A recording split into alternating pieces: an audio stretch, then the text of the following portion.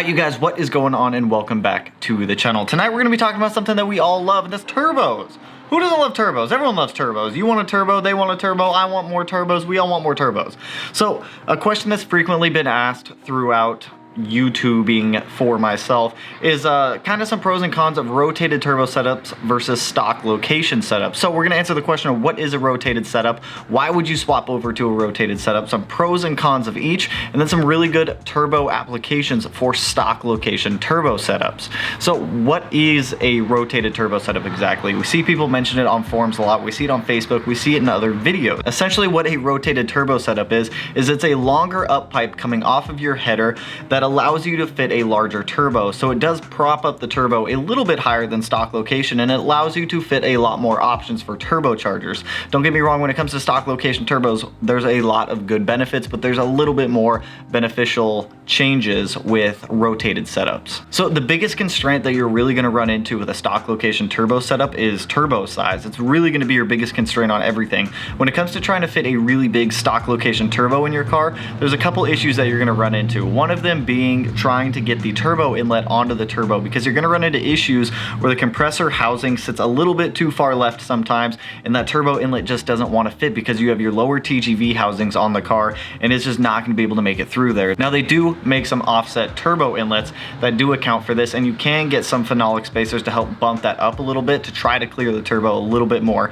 But if you ask anyone who's tried to fit a Zona rotor, an FP Black, or any of these really big stock location turbos in their car, trying to fit them in there can be a huge pain to do. So that's kind of where rotated setups come in, is once you get to a point where you want to make X amount of horsepower, you swap over to a rotated setup. You can fit a much bigger turbo in the car, and it's just a lot easier to work on. Now, what exactly is needed to be able to change from a stock location up to a rotated setup? There's really not as much as it sounds like. You're going to need an up pipe, because the rotated setup offsets the turbo in a different location. Stock up pipes just won't work. So the rotated setups use a little bit longer of an up pipe to help prop the turbo up high enough and give it a little bit of rotation, so that way you are able to fit a much bigger turbo in the engine bay. So aside from the up pipe, you're also going to need a different down pipe. Stock down pipes just won't work with rotated setups unless they're custom modified, but most aftermarket turbo kits that you're going to be buying for the car for a rotated setup will come with a down pipe. So when you swap over to a rotated setup, you also have to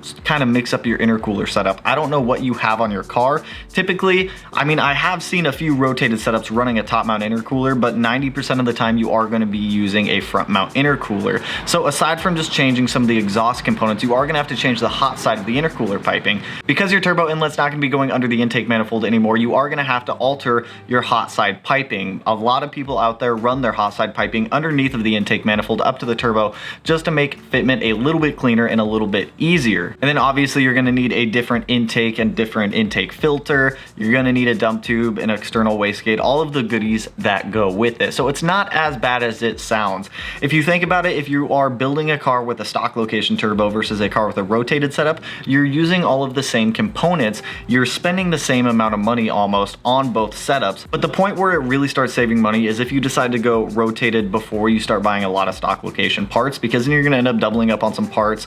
You're going to have to sell some parts to buy different parts, and it can just get a little bit expensive at that point if that's something you're considering. Now, a couple good rotated setups out on the market. ETS makes a couple really good ones. They have one twin scroll setup which looks crazy. It's very expensive, but it looks like a crazy setup. It's designed to make a lot of power. You also have a couple smaller, cheaper brands out there. I mean, not smaller brands, but a little bit cheaper options. Perrin is another really good option that I see a lot of people running. I have heard mixed reviews on the Perrin rotated setup. And then you've got some third-party manufacturers out there who aren't super big names. I'll link a couple of them down in the description below if you guys want to check them out. But they do also have some very good rotated setups for the EJs out there. Now for you FA guys, because I know you're going to ask this, can you go rotated on FA setup? Yes, you can, but it's a little bit different of an application because your turbo bolts directly to your header on the bottom side of the car. There's not really a need to move the turbo to a different location unless you're really trying to fit a large turbo in there. I have seen some people run the header to an up pipe essentially, which brings the turbo up behind the headlight or into a different location inside of the engine bay, which does allow you FA guys to be able to run much bigger turbos on your car. cars. Now, because I know you guys are gonna ask this question, it's gonna be a little bit difficult to answer, but can a rotated setup be just as good as a stock location? And the answer to that is yes, but you're also comparing like apples to watermelons at this point, because it's gonna heavily depend on what you have done to the car, what turbo you're using versus what you're comparing to, and there's a lot that goes into it. But in short, yes, a stock location turbo setup can be just as good as a rotated setup. Now let's talk about some of the pros and cons. We'll start off with the stock location turbo setup. So one of the pros to using a stock location setup is it might be a little bit cheaper. If you think about it, you have all of the components already there to be able to run stock location. If you really wanted to, which I wouldn't advise anyone doing, you could technically use the stock header, the stock up pipe if you wanted to, and then just slap a bigger turbo on the stock location. But if you are swapping turbos, you're obviously going to want better exhaust flow. You also might want to swap over to equal length manifolds versus unequal length. If you haven't seen that video, I'll link it right up there also. But typically staying with stock location is a little bit cheaper. Another pro is that the stock location turbos that are out on the market can be just as good as some of the rotated setups. Now you are going to be sacrificing some benefits from staying stock location versus going rotated, which we will get into in a minute, but there are a ton of like very good stock location turbos. If you guys remember when we built my EJ257, we used a stock location turbo. That was the FP Blue HTZ journal bearing turbocharger that we used on my car. Stock location, wasn't rotated, drop-in fitment, super easy, which is another pro. Drop-in fitment, not a whole lot of modification you got to do to make a stock location turbo fit. Well, depending on size, unless you start getting like really up there in some big stock location turbos, and you might have to do a little bit of modification. Now this one, I put it on the pros list, but it can be a little bit of a subjective topic, or pro if you want to call it that, is that stock location turbos are generally going to be a little bit better for daily driving aspects or for street aspects. Typically, you'll see a lot of people swap over to a rotated setup if they're using it for a track car, if they're shooting for higher horsepowers, or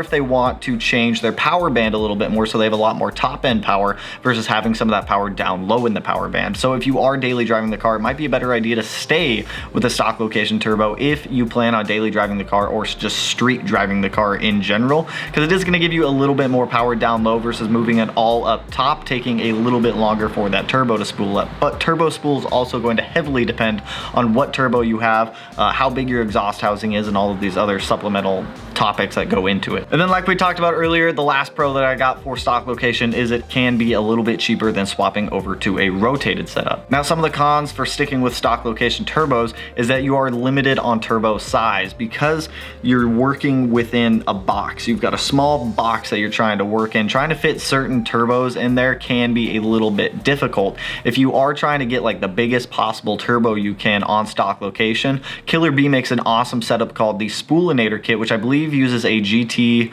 37, I believe. Don't quote me on that one. I'll link their setup down below also, but it's a very big turbo for stock location and it makes some really good power. But that is one of the drawbacks of deciding to stick with stock location, is that you are going to be very limited on how big of a turbo you can go and sort of the customization of exhaust housing size, compressor housing size based off of fitment in the engine bay. Now you're gonna have a little bit harsher bends also sticking with a stock location turbo, because if you think about it, your turbo inlet comes straight off of the turbo, goes underneath of the intake manifold, then does a hard right turn to go to your intake. Now if you look at most rotated setups out there, you'll see that they flow a lot smoother with their intake tracks than some of the stock locations do. Now it's not a huge drawback, but it is one that I did want to add onto the list because it can reduce how efficient your turbo is sucking in air. I don't like the way that sounds, but you get what I'm saying on that one. And then like we talked about earlier, the last con that I have for stock location turbo is less custom turbo sizes. So if you are going with a rotated setup, you can decide like, I want this size exhaust housing, this side compressor housing, this AR, whatever you want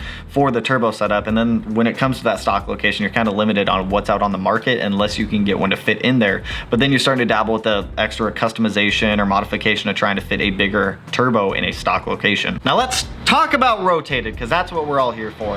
Now if you are considering getting a rotated setup, there's a little bit more pros than there are cons on this one. Now some of the pros for a rotated setup is that you can definitely customize your turbo a little bit more, which helps free up some of the restrictions that you'd be facing on a stock location turbo. So that way you can pick your exhaust housing size, your compressor housing size. You have a little bit smoother of an intake than you would on a stock location turbo because you don't have harsh 90-degree bends coming off unless your turbo is designed that way, but I haven't really seen a lot of them come out that way. God, my favorite one about rotated setups is they are much easier to work on. If you look at a rotated setup, you can clearly see that the turbo is a lot more accessible, it's easier to get to, and it's just easier to work on. Even getting the turbo on and off the car, you don't have to fanoodle around with a lot of stuff. It's much easier to get the downpipe off of the car, and it's just easier to get your hands in there. Plus, I mean, since we are on the topic of downpipes, I didn't even add this one on the list, you can easily fit V-band clamps on your turbo, or you can use V-band clamps in general for your exhaust housing, which does seal up a little bit better in my opinion than gaskets do. I haven't really had a lot of issues with gaskets blowing out in the past, but V-bands are a little bit better. Really not going to dig too much into this one because we've talked about it a decent amount already, but you have just more hot side turbo options than you would with a standard stock location turbo. Like we said, you can kind of pick out whatever one you want to go with. You can also run larger intakes. So with running a larger turbo on the car in an area where you're able to rotate it and get that clearance for bigger intakes, you can get a lot more air in the car. More air, more fuel, more bang, more horsepower. That's what we want. So having the ability to run a bigger intake, getting more air in there, it's always a plus. We want that. We love that. And then lastly, this one is also a little subjective based off of the turbo that you're getting, but you can see a little bit quicker of a spool off of a rotated setup than you would off a stock location turbo, but this also heavily depends on the turbo that you get and the specs of that turbo. Now, some cons for rotated setups is it's going to be a little bit more expensive, but you can price it out to where it would be just a little bit more than setting up a stock location setup would be. You're probably going to be spending around $4,000 to $5,500 on a rotated setup. That price is heavily also going to depend on what turbo you get, what kit you get, if everything is ceramic coated or not, all the extra little bits to make it work, but it is a very good option. But one of the cons of that is that you might be double buying parts. So if you're a little bit indecisive in the beginning when you're building your car and you decide to build your car with a stock location setup, you get an up pipe, you get a external wastegate for that up pipe, which you could reuse the external wastegate depending on what size you got. You buy a down pipe, you buy a different top mount intercooler, you buy all these parts to support your stock location turbo. You're obviously gonna have to be buying double parts later on, because when you swap over to that rotated setup, you're more than likely gonna go to a front mount intercooler versus staying with the top mount that you have. If you already bought an intake and a turbo inlet, you're obviously going to be scrapping those to go with the new rotated setup. So you can see how this can add up a little bit quickly, or how it can get a little more expensive. Now, before you decide on what option you want to get, you need to kind of narrow down what your game plans are with the car. If you plan on street and daily driving the car, I suggest sticking with a standard stock location turbo. We're going to get into a couple turbo options here real quick, but if you do plan on like heavily tracking the car, drag racing it, time attack, any of these like major autocross events, maybe a rotated setup is a little bit better for you, so that way you can get a little more power out of the top end versus having it kind of near the mid-range to low range of the RPM band. But your tuner can also make adjustments to compensate for that a little bit just to get it where you want it. So now let's talk about some good stock location turbos per wheel horsepower rating for what you're looking for. Now, if you're just on a stock motor and you just want to hit around 300 to 375 wheel horsepower, I do suggest using the Cobb 20G turbo. It's a really good turbo for stock block motors. It's capable of producing 400 wheel horsepower, so you're not going to be overly straining it.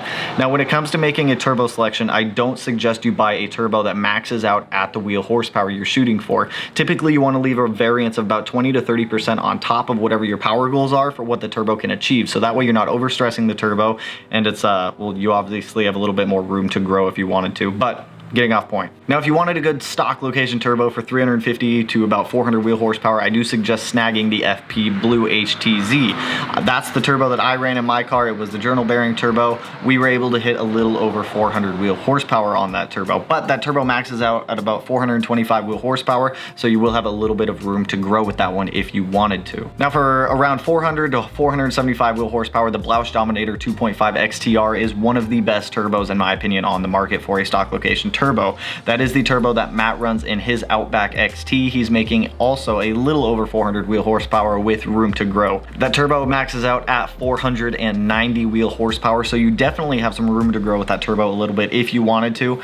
It's a great turbo. Now, if you're wanting even more horsepower. If you're shooting for around 500 to about 530 wheel horsepower, the FP Black HTZ is going to be my turbo suggestion for you guys. That turbo maxes out at around 550 wheel horsepower, so it gives you some good range right there. It's a really good stock location turbo. You're gonna have to do a little bit of fanoodling to get all your stuff to fit with that turbo in the engine bay because it is rather large. Now we're going even bigger. We're going to even bigger turbos in stock location because that's still a thing. If you wanted to go around like 550 wheel horsepower to like 600 wheel horsepower, the Blausch Dominator 5.0 XTR would be a really good turbo option for you. The turbo maxes out at around 620 wheel horsepower, and it still fits in stock location, believe it or not. But there's one more bigger, badder stock location turbo if you want to try to like scooch out all of the horsepowers you can out of that car in that stock location, which is going to be the Zona Rotor. Now FP makes this turbo. It's called the FP Supercore Zona.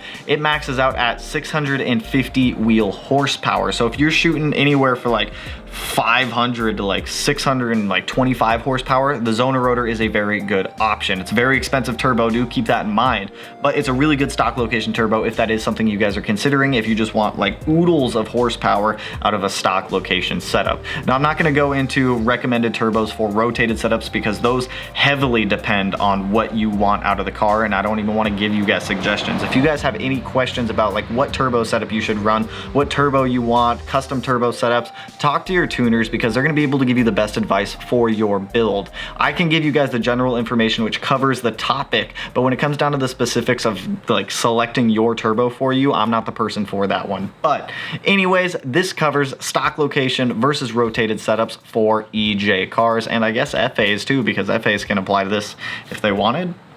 Don't really know. But anyways, if you guys like the video, you know what to do. Go ahead and hit that like button and turn it blue like the Subaru. And if you're not already subscribed to the channel, hit your boy up one of these corners. No idea which one I'll put it in quite yet. But with that, I'll catch you guys in the next one. Peace out, homies.